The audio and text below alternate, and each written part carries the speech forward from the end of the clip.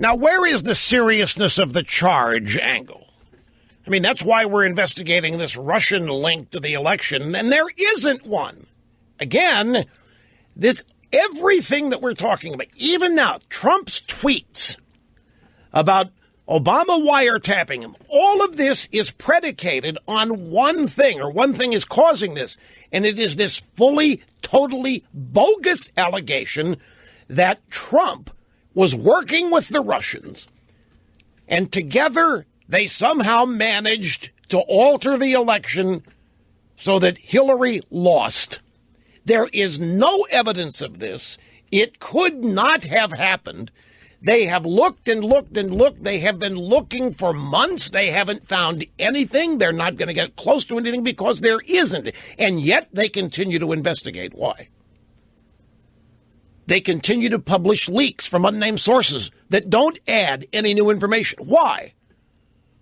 There's only one answer. The attempt is to undermine the Trump presidency and pollute the minds of the American public.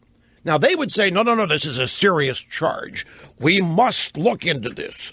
The seriousness of the charge is what requires us to get to the bottom of it. Okay, fine. What about the seriousness of the charge that Donald Trump has made and Barack Obama and his administration wiretapped or surveilled Trump Tower?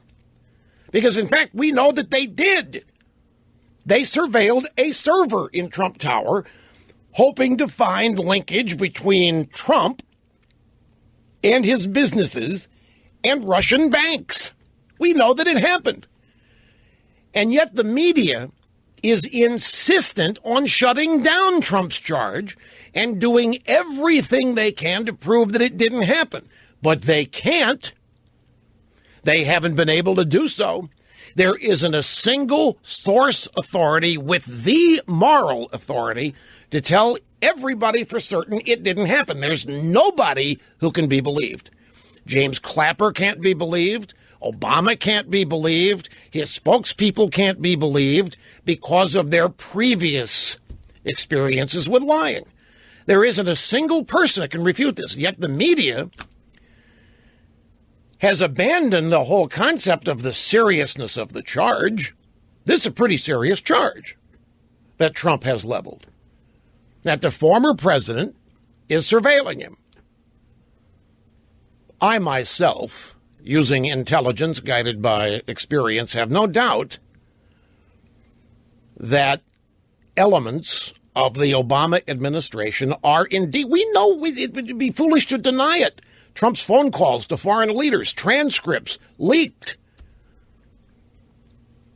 We know that the Russian ambassador was being surveilled by the NSA. That's how they got Mike Flynn.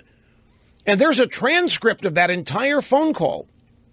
Now, if the Russian ambassador is being wiretapped, and we know that foreign ambassadors could also be agents, so it's not uncommon for the NSA to be tapping them, and anybody they talk to is going to be overheard, and that's where Flynn ostensibly was overheard. There's a transcript of that. Why don't they release it? If they've got the goods on Flynn, why don't they release the whole transcript instead of cherry picking it? But why is there no effort whatsoever to even take Trump's allegation seriously?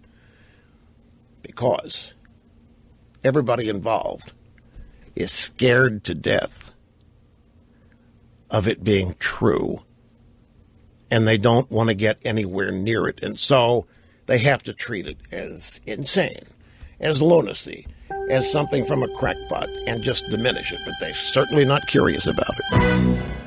Welcome back, folks. A little late here, just arranging things, flying out of the printer during the commercial break. You know, I know I've spoken about this so much that it's you can predict what every next word's going to be. But you know, since November, and actually, you know what? Before the election, the Democrats were trying to make the case after the WikiLeaks dump of Podesta's emails. The Democrats have been trying to make the case that Trump was working with the Russians to somehow hack the election. And I'll never forget something that I think, folks, illustrates the great divide.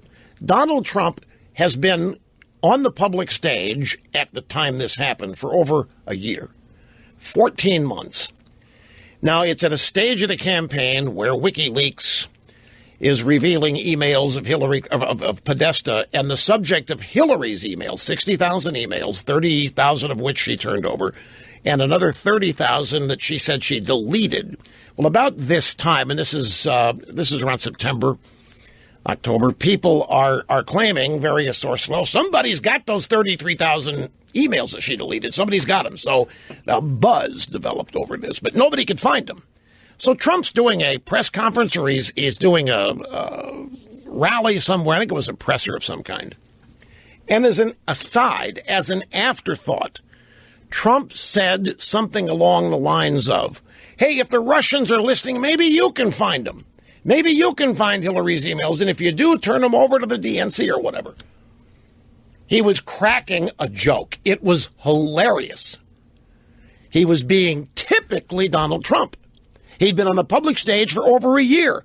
If you cared to get to know Donald Trump, if you wanted to study Donald Trump, to know his speaking patterns, his sense of humor, he was out there 5-10 times a day for an entire year and a half. And yet they thought, the left, the media, everybody thought that Trump was actually sending a message to the Russians to start trying to find Hillary's emails.